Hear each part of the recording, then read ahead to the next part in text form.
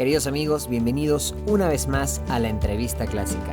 En este cuarto episodio tuvimos el placer de conversar con uno de los directores mexicanos y latinoamericanos más influyentes del momento, el maestro Carlos Miguel Prieto, director titular de la Orquesta Sinfónica Nacional de México, de la Orquesta Sinfónica de Minería y de la Orquesta Filarmónica de Luisiana. Nos contó sobre sus inicios en la música, sobre su familia musical. Conversamos sobre los maestros más importantes de la música latinoamericana, sobre la música venezolana y sobre su amor por la música latinoamericana en general. Espero que disfruten mucho esta entrevista. Bueno, bienvenido, maestro Carlos Miguel Prieto, a la entrevista clásica. ¿Cómo estás, Carlos? Bien, Raúl, mucho gusto saludar a un colega, a un amigo con quien hemos hecho cosas muy divertidas en el pasado. Sí. Bueno, estoy muy contento de esto. Esto es un proyecto justamente ahorita, hace 2 minutos antes de empezar, estábamos hablando bueno, de todo esto que está pasando para quienes vean esto, porque yo espero que esto lo vean en el año 2030, porque queda ahí en YouTube, pero para quienes están viendo esto, estamos en el 2020, en plena pandemia mundial, y bueno, ¿cómo estás viviendo esto? Pues mira, cómo lo estoy viviendo depende mucho de cada momento del día y depende de cada cosa que estoy haciendo. En este momento contigo lo estoy viviendo de maravilla. Este tipo de experiencias me dan una razón de motivarme, el hecho de platicar, el hecho de intercambiar ideas con un colega, con un amigo, me hacen tener un momento alegre del día.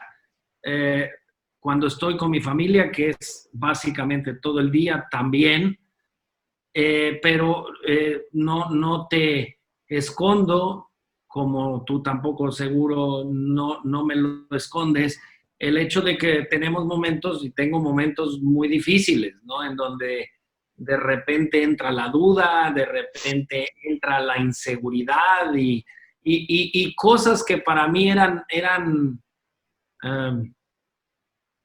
impensables, que es la ansiedad o la depresión, si tú quieres.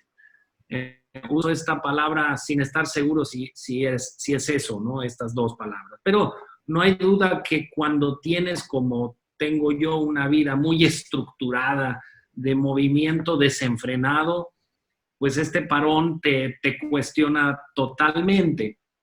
Pero sí te debo decir que desde un punto de vista humano, que en realidad es el único que importa, este parón, sobre todo en el momento de mi vida, de la edad que tengo, de la edad que tienen mis hijos, del tiempo que llevamos juntos mi esposa y yo, o mismo de mi carrera, me hace reflexionar hacia atrás y pensar hacia adelante, reflexionar hacia atrás con una combinación de felicidad, tristeza, añoranza, y pensar hacia adelante con una ilusión de hacer las cosas mejor, de hacer las cosas de manera más balanceada, sí, y de finalmente encontrarle a nuestra vida, a nuestra profesión, un sentido más humano y más generoso.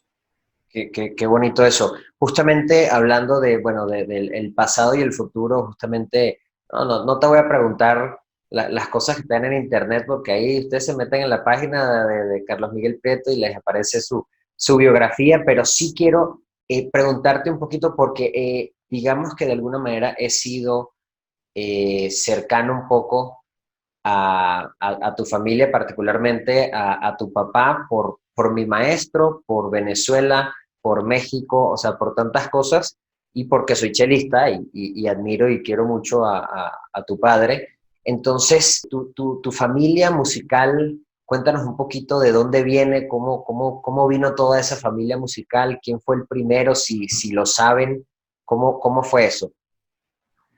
No, sí, lo sabemos. Te cuento que esta fiebre que hay en la familia por la música, pues nace en Francia y en el norte de España desde los padres de mi abuela, que era francés, era un ingeniero francés que trabajaba para el señor Nobel, Wow, que tuvo que emigrar de Francia al norte de España para trabajar en las minas como ingeniero de explosivos. Y ahí empezó una tradición de hacer música de cámara en el más puro sentido de lo que quiere decir música de cámara. Es decir, música que podríamos hacer ahora dentro del confinamiento si tienes la fortuna de tener gente con quien tocar. claro. Y específicamente nació el cuarteto de la familia. Y en la familia de mi abuela tocaba su hermano, su padre y ella, y necesitaban otro violinista. Y encontraron en el otro violinista a mi abuelo Carlos, que era estudiante de Derecho de la Universidad de Oviedo, en Asturias, y violinista amateur. Y lo invitaron a tocar cuarteto, y ahí nació el amor entre mi abuelo y mi abuela. Y mi abuelo emigró a México y se dejaron de ver 5 años Wow. y le propuso matrimonio y se casaron en Oviedo, vinieron a México y en México mi abuelo, que era mucho más entusiasta que buen violinista, pero eso suple mucho y no era violinista profesional, que es también una gran ventaja. Mi abuelo estuvo muy cercano a, a los diferentes movimientos musicales que había en México. Eh, en un momento en donde México se volvió como una capital, sobre todo la Ciudad de México, quizá junto con Buenos Aires y Río y Sao Paulo y algunas otras ciudades, se volvieron capitales de la cultura y se volvieron imanes para que la gente viniera porque la Segunda Guerra Mundial decimó Europa. Entonces, pues mi abuelo tuvo contacto muy cercano con gente como Carlos Chávez, pero también con Stravinsky y gente de ese tipo. La lista es grande y si te doy una lista parece que estoy presumiendo, cosa que es lo último que quiero hacer. Pero ese fue el ambiente en el cual creció mi papá. Y mi papá estudió cello con Imre Hartmann, el chelista del cuarteto Lehner, que fue un cuarteto que también gracias a mi abuelo y algunas otras personas lograron emigrar a México. Esta emigración, este carácter que tiene México de recibir a las personas de fuera que tienen valía, tú eres un ejemplo viviente, es algo que no solo honra al país, sino ha enriquecido al mexicano. Y mi papá fue alumno de este maestro, del maestro Hartmann. Y bueno, pues así mi papá es un chelista que ha contribuido mucho a la literatura del violonchelo, sobre todo a la interacción de violonchelistas en el continente, porque pues gracias a su contacto con gente como Marlos Nobre en Brasil o como tantísima gente en México, en Estados Unidos, pero en tu caso con el maestro Abreu, y después con William Molina.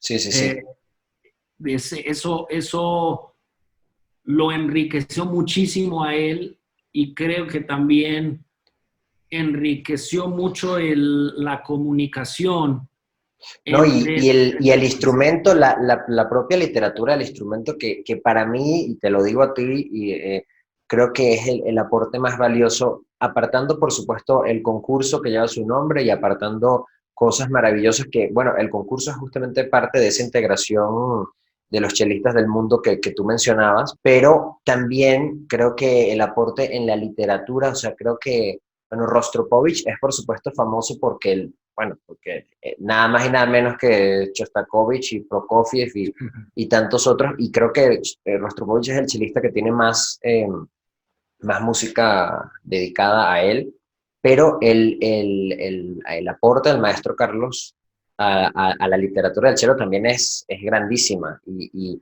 bueno, creo que también en el concurso también hacen obra nueva cada año o encargan una obra, o sea, eso es un aporte realmente gigante. Y como, bueno, retomando lo que decías de este contacto, para que la gente sepa, porque no tienen por qué saber quién soy yo ni de dónde vengo, y espero que sí sepan quién es el maestro Carlos Prieto. El maestro Carlos, padre, tuvo mucho contacto con el maestro Abreu. La primera vez que yo lo vi fue allá en Venezuela, en el 2010, si no me equivoco, fue Yo-Yo Ma. Yo estaba empezando a dirigir y, fue Yo-Yo Ma, y yo vi un dúo de Yo-Yo Ma y el maestro Prieto, y después yo, por ser alumno del maestro Molina, también fui digamos, al camerino, y ahí los conocí a los dos, y bueno, y fue una bonita experiencia que le agradezco mucho, bueno, a tu papá y por supuesto a mis maestros y al maestro Abreu. Y tú, Carlos, el violín, ¿por qué el violín y cuándo lo iniciaste y cómo fue ese proceso tuyo? Bueno, pues el violín, y esto para quien sepa de cuarteto es redundante, pero ojalá haya muchísima gente que no sepa lo que es un cuarteto porque tienen mucho, mucho que descubrir. Un cuarteto tiene, en la forma tradicional, dos violines, viola y cello. Y puesto que mi padre toca el cello, mi abuela tocaba la viola o el violín, pues dijeron, bueno, pues vamos a darle un violín. Y me dieron un violín a la edad de 5 años. Un violín que está aquí al lado mío. Digo, no este mismo, pero digo que el instrumento sigue pegado a mí. Claro. Empecé dentro de un ámbito muy cuartetístico, muy camerístico, de tocar obras poco a poco más complejas, empezando por algunas muy sencillas, y después tocando cuartetos de Haydn, de Mozart, después de Beethoven, pero bastante clásico. Y tuve un maestro ruso que hizo escuela en México, el maestro Vladimir Wolfman. Tú conoces a muchos músicos, sobre todo violinistas en México, quizá no sabes cuáles son exactamente, pero que fueron alumnos del maestro Wolfman. El maestro Wolfman fue otro refugiado en México, pero alrededor de los años de la Segunda Guerra Mundial y de la terrible situación de la Unión Soviética, se refugió en México y hizo escuela, tocó segundo violín de la Sinfónica Nacional muchos años, y Vladimir Wolfman fue un maestro excelente, pero mi abuela fue una figura también muy importante por ella, que era la persona que nos ponía a estudiar.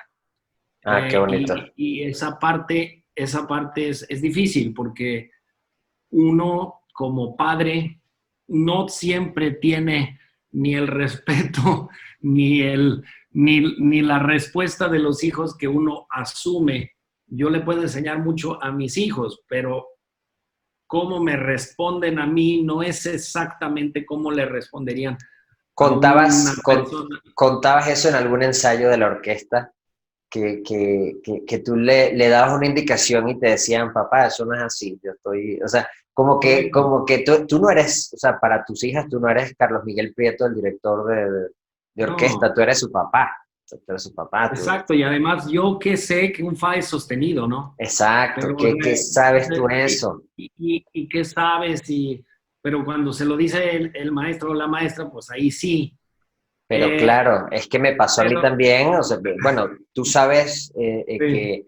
que más o menos las historias son parecidas de una familia musical, porque bueno, hiciste sí. La cantata criolla aquí, que cosa que además sí. te vuelvo a agradecer públicamente en nombre de la familia, porque hiciste la cantata criolla en México, y bueno, y mi papá también músico, igual, mi papá me decía, está bajo, está alto, está bajo, fa, el si, y yo era como que me entraba por un oído y me salía por el otro, al principio, ¿no? Ya después cuando uno va entendiendo un poquito y vas entendiendo quién es la persona, te dices, bueno, vamos a hacerle caso a este señor que algo debe saber. Es que sí tenemos casos similares, y quizá para que quien vea esta transmisión le pueda ilustrar, porque en los últimos años, bueno, yo llevo 20 años, o sí, 18 años dándole vueltas al continente americano gracias a la Orquesta de las Américas, y he ido a todos los países con la excepción de 2, que son Bolivia y Paraguay. No me preguntes por qué, pero no ha salido oportunidades. Eh, pero, y en cada uno de esos países me voy haciendo de repertorio local. Y eso es una cosa que a veces es muy fácil en países como en Argentina, porque además tienes a compositores que están muy bien representados, muy bien editados, Argentina, Brasil, pero después llegas a países como puede serlo Colombia o Venezuela, perdón, no es que los esté comparando, sino que tienen obras sinfónicas maravillosas, pero que yo no puedo comprar o que yo no puedo conseguir si no es con la ayuda de alguien como tú. Entonces, especialmente 3 obras que ya están siendo parte de mi repertorio, sobre todo 2, tú estás íntimamente ligado a ellas, porque eh, una es la Santa Cruz de Pacairigua, que no solo me ayudaste en los ensayos, me ayudaste con la partitura, me ayudaste a entenderla, y la cantata criolla con la que tan relacionado estás, ¿no? Entonces, estas son obras que tienen un peso específico y una profundidad que puede ser semejante a la que para nosotros los mexicanos es el huapango. Y tengo más que quiero aprender y que te he visto hacer, además, muy bien. Y la realidad es que esa retroalimentación entre un director, chelista, músico, porque te he visto hacer tanta diferente tipo de música, tan completo como eres tú, y alguien como yo, es de ganar, ganar. Igual que Claro. lo es el que yo pueda tener contacto con tus colegas como Gustavo, como Cristiano, como tantos que le están dando al mundo ustedes. Eh, ¿Por qué? Porque nos retroalimentamos y aprendemos. Y de eso se Uno de trata. Y sabes que yo creo que estamos viviendo, no importa las circunstancias están, es más, son más que obvias, pero estamos viviendo yo diría que una segunda oleada, yo no sé si tú conoces esta historia, pero en los años 50 se hacía en Venezuela el Festival Latinoamericano de Música en Caracas, y venían a Venezuela Chávez, Revueltas, todos los grandes. Aaron sí, Copland estuvo en el estreno de la cantata criolla sí, qué y bueno. estuvieron, y de hecho yo no sé si te mostré esta foto, te la voy a mostrar y la puedo poner aquí en edición también, una foto bellísima donde están Julián Orbón, Orrego Salas, Carlos Chávez, Antonio Esteves, Aaron Copland, y en el medio está una figura que es Sergei Kusevitsky, que fue maestro de todos ellos en Sí, Boston y en Nueva York, y están todos allí, y esa era una época donde todos se juntaron, todos eran amigos, eran compañeros, y se intercambiaban música, experiencias. Antonio tuvo que traducirle la cantata criolla a Copland y a Bernstein. Entonces, tuvo que escribirla en inglés. Imagínate escribir el poema de Torrealba en inglés, todo eso con tantos figuras que son imágenes del llano venezolano. Tú bien lo sabes porque tú la estudiaste. Y entonces él tuvo que traducir todo eso y se intercambiaban. Pero a lo que iba es que creo que ahorita también estamos viviendo como una segunda oleada de intercambio, sobre todo México-Venezuela, porque tú bien sabes también que tanto el maestro Carlos Chávez como Eduardo Mata, que creo que es la figura que más une a México y a Venezuela, porque fue director titular de la Bolívar y porque iba mucho entre México y Venezuela, y ahora estamos, bueno, tú tienes contacto, haces un montón de conciertos con Pacho desde el último año y que fue invitado aquí a la entrevista también, fue nuestro primer invitado, Pacho, y creo que está ese intercambio otra vez. ¿Cómo ves tú eso que está sucediendo ahorita entre México y Venezuela? mira, no me puedes dar tema que me dé más felicidad que este, porque es un ejemplo y lo que ha pasado conmigo con la música venezolana o con la música latinoamericana en general, pero la venezolana es un perfecto ejemplo. Es algo maravilloso. ¿Por qué te digo? Porque a una edad que ya no es una edad temprana en mi vida, yo sí conocí la música venezolana a una edad temprana. Lo que no empecé es a analizarla y a digerirla a una edad temprana, o a dirigirla. Pero lo que me ha sucedido con enamoramiento que tengo yo con el joropo y con sus merengues y con sus valses y con sus 5/4 y con sus complejidades rítmicas, es que me ha abierto un universo que es de una riqueza inenarrable, que conocen ustedes. Yo lo conozco directamente por mi, ¿cómo te diré?, obsesión total por unir la música popular a la música clásica.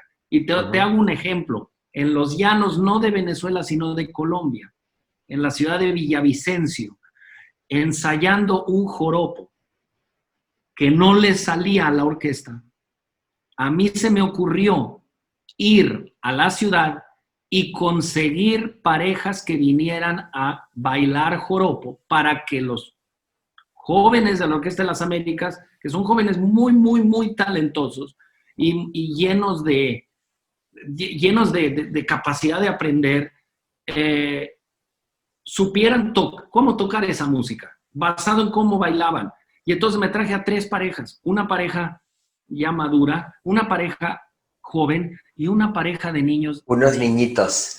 3 años. Me acuerdo que contaste en un ensayo. 3 años. Qué bonito. Y la cosa era que bailaban el joropo con esa combinación de alegría, elegancia, la chica, la niña de 3 años, coquetería, el hombre, la caballerosidad.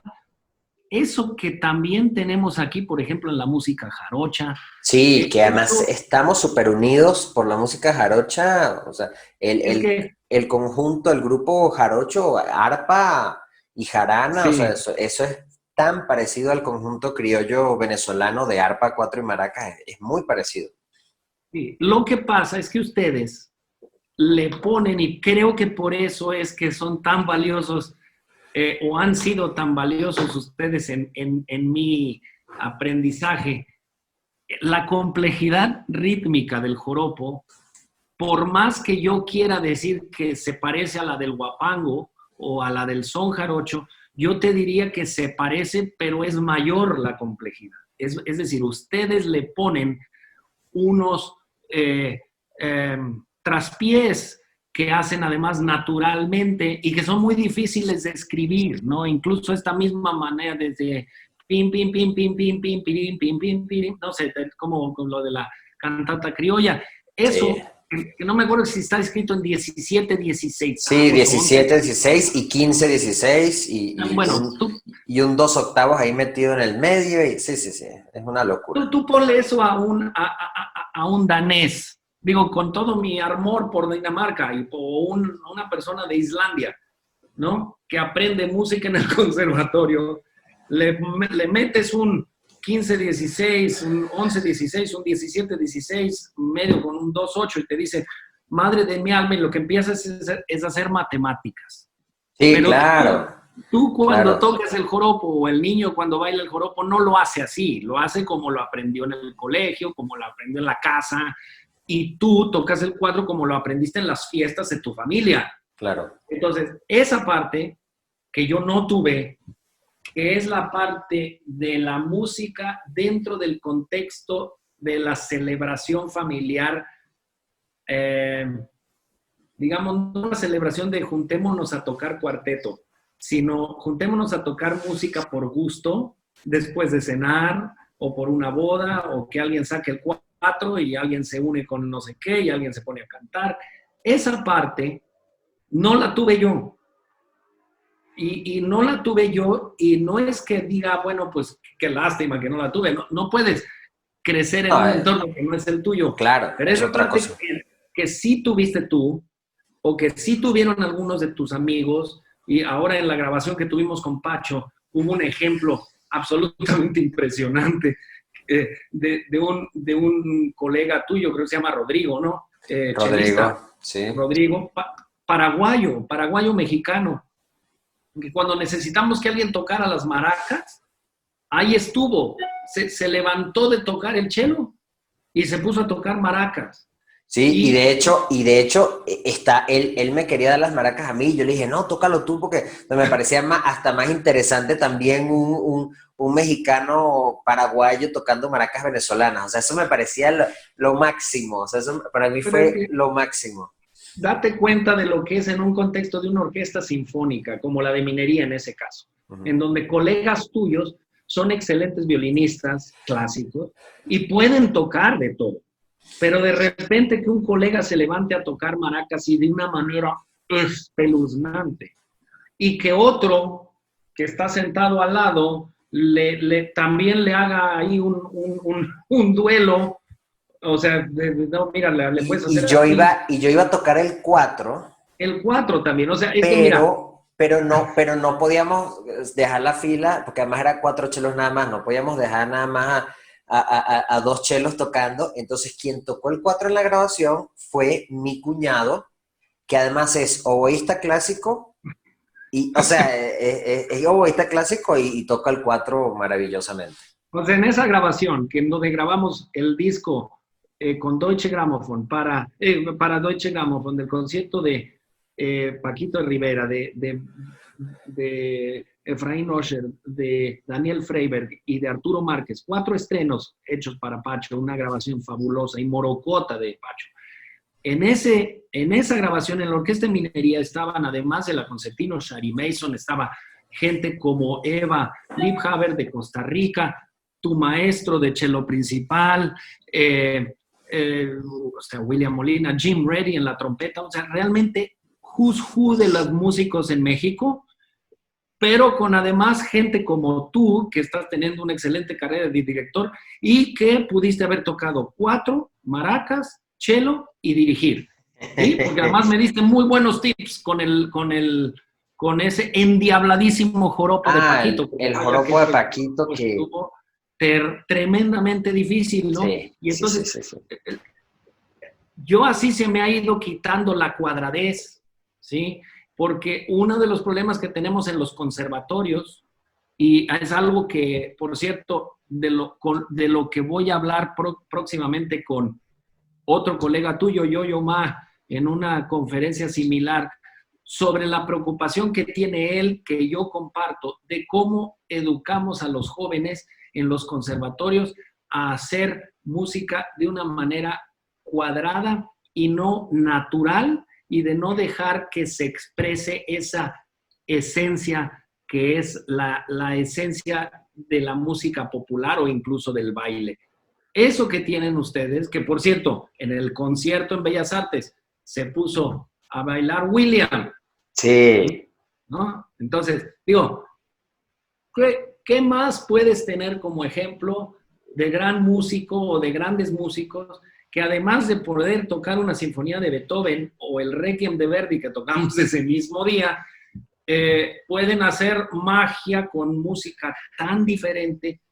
Por eso cuando me dicen, oye, te felicito por tal concierto, te felicito por tal grabación, yo no es que no quiera yo aceptar las felicidades, todos nos enorgullecemos, pero yo ¿cómo le hago sin gente como tú?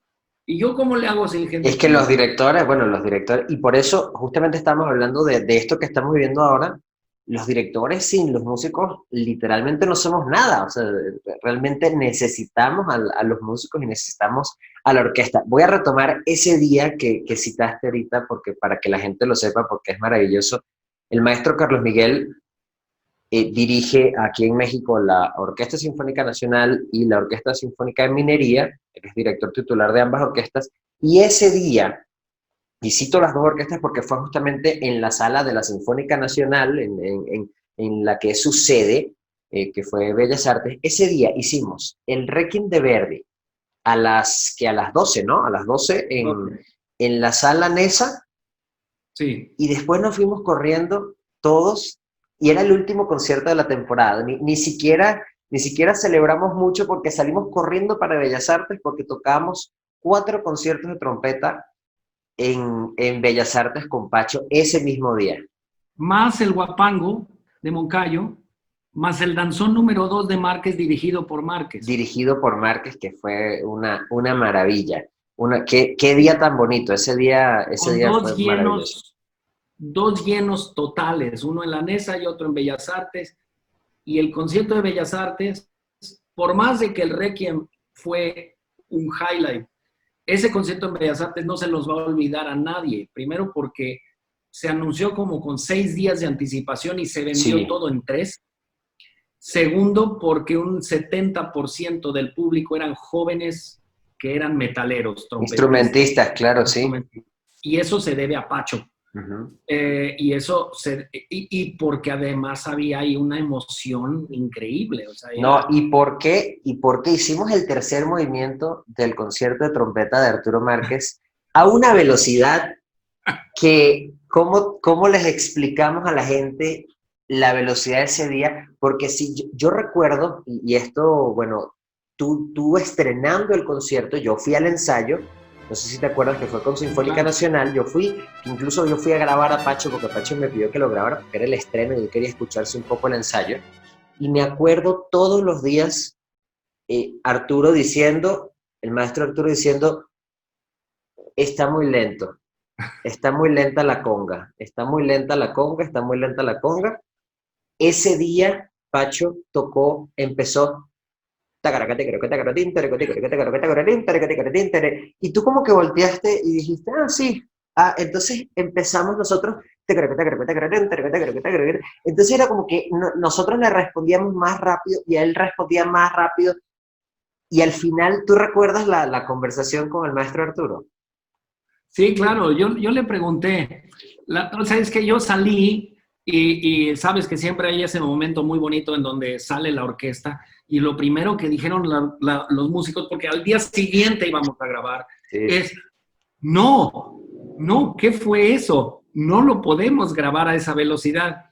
Y al final, a Arturo Márquez, yo le pregunté, oye, Arturo, qué bárbaro, se nos fue el tiempo, o sea, se nos fue el tiempo. Ahora sí te gustó. Así te gustó. Y me dice, por mí hasta si puede más rápido. ¿Así, ¿no? O más rápido? A ese tiempo más rápido. O más rápido, sí. ¿No? Y entonces que me acuerdo que Shari puso el violín así y le dijo, maestro, ya tóquelo usted, ya no puedo más, ya es más que eso, ya no se puede, ya no podemos. Y lo impresionante es que la grabación, creo que le bajamos un poquito para que pudiera salir, pero salió muy, muy bien. Fue lo primero que yo oí de lo que he oído del disco, y está espeluznante, ¿no? O sea, porque además esa semana fueron 2 sesiones de 4 horas cada día, una cosa así, o 3 horas y media. Grabamos todos los días. Claro, y grabamos 4 conciertos en 4 días. Eso es una locura. Eso es una locura. Y sobre todo para un trompetista, un instrumentista que con todo respeto los trompetistas saben que se cansan, o sea, que es un instrumento que tiene agotamiento. Y Pacho, a nosotros nos daban breaks de 15 minutos y salíamos todos así. Y Pacho se quedaba en la sala grabando las cadenzas. Sí, no solo eso, sino que al final de las sesiones, lo sé porque me pedía que me quedara yo para darle alguna sugerencia, al final de las sesiones, él se quedaba 1 hora más grabando algunos pedacitos, grabando algunas cosas. O sea, realmente un aguante impresionante. Sí. Pero también debo decir que lo que fue impresionante fue pues la presencia de los compositores. O sea, de todos, en ese disco hay 5 compositores. Arturo Márquez, el mismo Pacho, porque hicimos Morocota de Pacho, Daniel Freiberg, Efraín Osher y Arturo Márquez. No sé si dije ya, no, y Paquito de Rivera. Sí, de los 5 estaban 4. 4 presentes en la grabación de su concierto, y de los 4, 3 tocaron. ¿Sí? O sea, Paquito llegó por generosidad, llegó para la primera sesión de grabación, tocó en la pieza de Daniel Freiberg, porque además esa pieza es una adaptación de una pieza que Daniel escribió a Paquito. A Paquito. Y entonces hicieron una improvisación ahí, Pacho y Paquito, y después también Daniel Freiberg tocó la parte de piano en su propia pieza y evidentemente también Pacho tocó su propia pieza Morocota. O sea, eso, el único que no tocó nada fue Arturo Márquez. Sí. Y es más, si hubiéramos pero dirigió en el tenido concierto. hubiera tocado, porque Efraín toca. Entonces, Sí. ahí tienes tú algo que, o sea, ahora que hablabas de esos momentos gloriosos de Kusevitsky, Tanglewood y esa efusividad de compositores, porque también está en esa lista, también estuvieron Villalobos, Ginastera, gente Claro, así. todos, sí, sí. Ahí se recreó un poco de eso, lo digo con respeto a todos estos grandes maestros, pero para mí, porque ahora que estamos digamos, en la parte más oscura del túnel, el de que no sabemos qué va a pasar o tenemos miedo de qué va a pasar, te voy a confesar que yo creo que tenemos que tener dos cosas. Primero, la certeza de que vamos a salir del túnel. Pero segundo, y quizá más importante, es qué queremos o cómo queremos que sea esa luz al final del túnel. Y tú y yo, por los papeles que jugamos, vamos a tener que ser líderes. Vamos a tener que ser líderes de cómo queremos llevar ese futuro. Y yo creo que parte de ese futuro, en ese futuro, yo veo enorme colaboración latinoamericana, enorme generosidad educativa, enorme creatividad entre los diferentes músicos y un momento que puede llegar a ser histórico en cuanto al crecimiento interamericano. Y esto lo digo sabiendo perfectamente todos los problemas políticos y todos los problemas económicos que hay, pero... Que va a seguir habiendo, porque que va a seguir habiendo. Pero pareciera ser así, pero... Pero tú te estás refiriendo a una época que es la época después de la Segunda Guerra Mundial, en donde lo que pasó después de la Segunda Guerra Mundial fue una efusividad artística. Si a ti te hubieran preguntado, si tú no vivías, yo tampoco, pero ¿qué iba a dar? Que después de la Segunda Guerra Mundial se iba a dar el concierto para orquesta de Bartók, que se iba a dar tantas cosas. Y una migración justamente, bueno, tanto de Segunda Guerra Mundial como después del conflicto ruso y todo esto, Venezuela y México están súper ligados a esta migración rusa, polaca, europea en general, que lo que hizo fue enriquecer estos países, enriquecer particularmente a estos dos países muchísimo. Es que mira, te doy un ejemplo. Algo tan sencillo como lo que estamos haciendo en Zoom. Si tú hubieras tenido la posibilidad de tener una conversación con Zoom, con Beethoven, si te hubiera tocado a ti el estreno de la novena de Beethoven, y olvídate de que alguien no pueda viajar o que no pueda estar el compositor ahí, pero tú pones en Zoom a Beethoven. O sea, aquí yo puedo compartir contigo el libro que estoy leyendo. Tú pones en el Zoom y le dices, maestro Beethoven, usted en el último movimiento de su sinfonía marcó el recitativo dentro del mismo tempo del resto de la obra. Déjeme tocar, déjeme dirigir y usted me dice, ¿qué tempo sería ese? Y lo ponen la mi, re, do, re, mi, sol, la, si, mi, fa, sol, do, re, mi, sol, la, si. Imagínate, porque hay gente que lo hace así porque dice eso el tempo. Sí. ¿No sería una cosa interesantísima simplemente tener la cara de Beethoven ahí en el Zoom Increíble. diciendo, están ustedes completamente malinterpretando mi música porque yo lo que quiero es que en realidad eso suene así.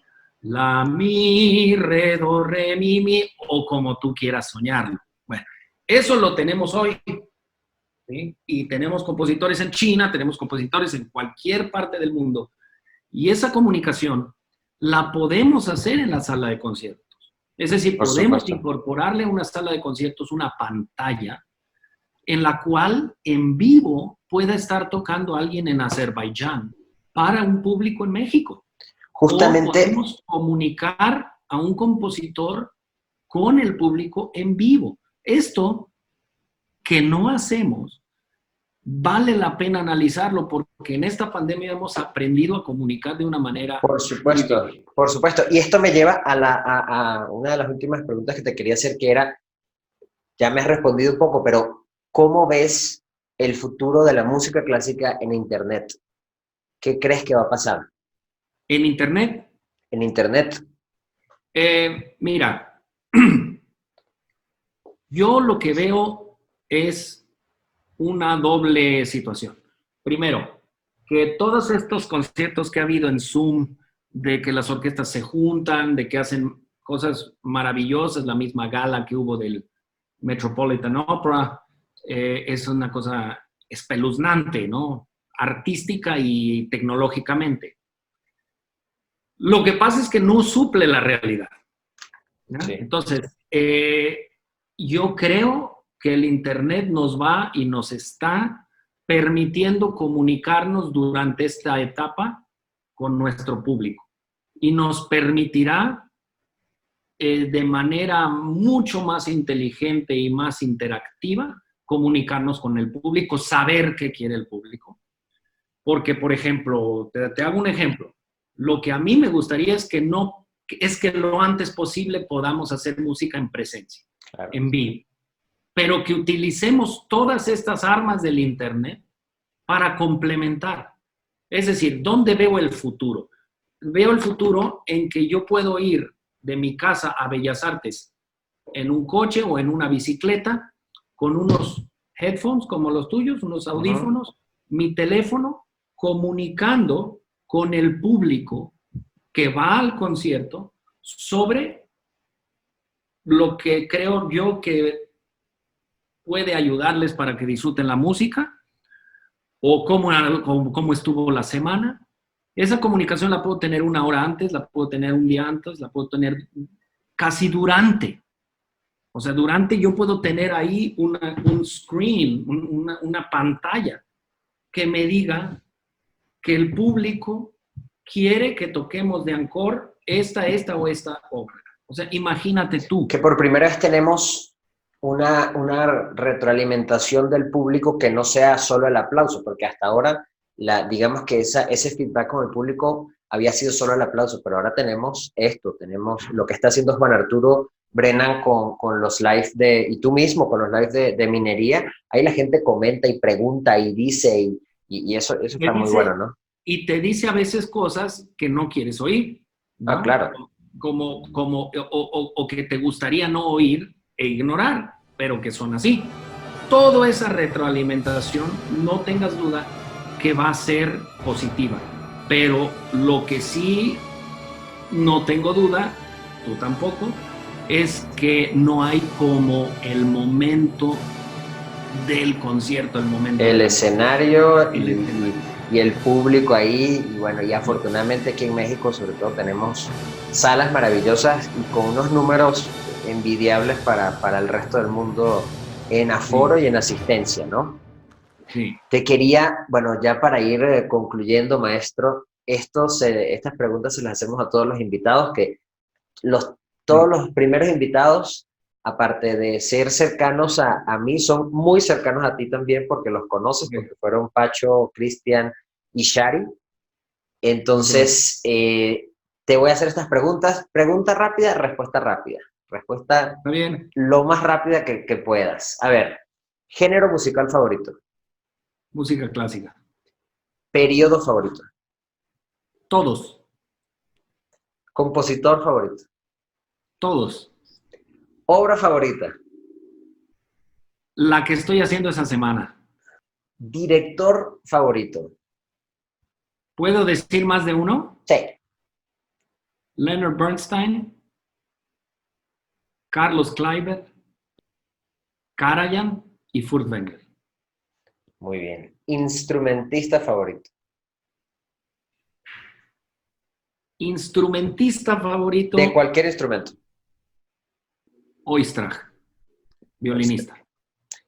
Género favorito fuera de tu área. El jazz. Ok. País de destino internacional. España. Sala internacional favorita. El Concertgebouw de Ámsterdam. Comida internacional favorita. La comida española. Destino en tu país. El Caribe. El Caribe. Sala favorita en México. Por lo que significa Bellas Artes. Bellas Artes. Sala preciosa. Maestro, no quería despedir antes de agradecerte muchísimo porque quizá la gente no lo sabe, pero y yo no sé si tú sabes cómo fue mi aproximación a ti. Yo tengo una amiga flautista que empezó a dar clase con la principal de flauta de Sinfónica Nacional y yo le dije, oye, hazme el contacto con esta maestra o con algún maestro de Sinfónica porque me interesa saber con quién se puede hablar en Sinfónica para mandar currículum, video y no sé qué, porque muchas veces las orquestas tienen un inbox ahí en la página, pero uno no sabe quién lo lee, no sé si lo lee un pasante o si lo lee el director ejecutivo. Entonces me dijo, pero vaya al ensayo y cuando esté el director, él es súper chévere, como decimos en Venezuela, y habla con él.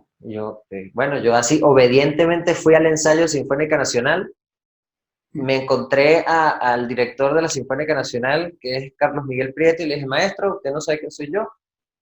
Yo soy fui alumno del maestro Abreu y del maestro Molina, y tú me dijiste, mándame video y currículum.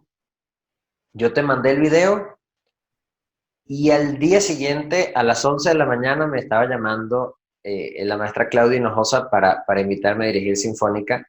Y yo no sé si tú sabes esto tampoco, pero eso fue 2 meses de haber llegado yo a México. Y te quiero agradecer públicamente a ti y por supuesto a la Sinfónica Nacional, porque fueron los primeros que me abrieron las puertas en México de esa manera, y creo que no habría mejor manera para un director, para un músico, que debutar en un país como México con la Orquesta Sinfónica Nacional de México en Bellas Artes. Así que bueno, eso te lo agradezco infinitamente, te lo voy a agradecer. Mira, yo te agradezco que me lo agradezcas, pero si puedo decirte algo, yo creo que debes de agradecértelo a ti mismo y a tu familia, porque lo que te ganó esa oportunidad es tu talento. Y yo sé que tu padre nos dejó tristemente hace poco tiempo, pero quizá es donde debes de dirigir una gran parte del agradecimiento. La orquesta te quiere mucho, yo te quiero mucho, la administración te quiere mucho, la Sinfónica de Minería te quiere mucho, y México te está aprendiendo a valorar y a querer. Es decir, que eres un ejemplo de lo que yo siempre digo, que cuando se tiene talento, generosidad y una disciplina férrea, se logran las cosas. Bueno, muchísimas gracias de nuevo, maestro, además por haber dedicado este tiempo a este espacio. Muchísimas gracias a todos los que vieron esto también, muchísimas gracias a los que lo vieron en vivo cuando se transmite por Facebook o los que lo vieron en YouTube. Y bueno, muchísimas gracias a ti nuevamente, maestro, por estar aquí con nosotros. Gracias, Raúl, y vuélveme a invitar porque me dejas el corazón lleno de felicidad. Claro que sí, vamos a hacerlo de nuevo. Bueno, muchísimas gracias.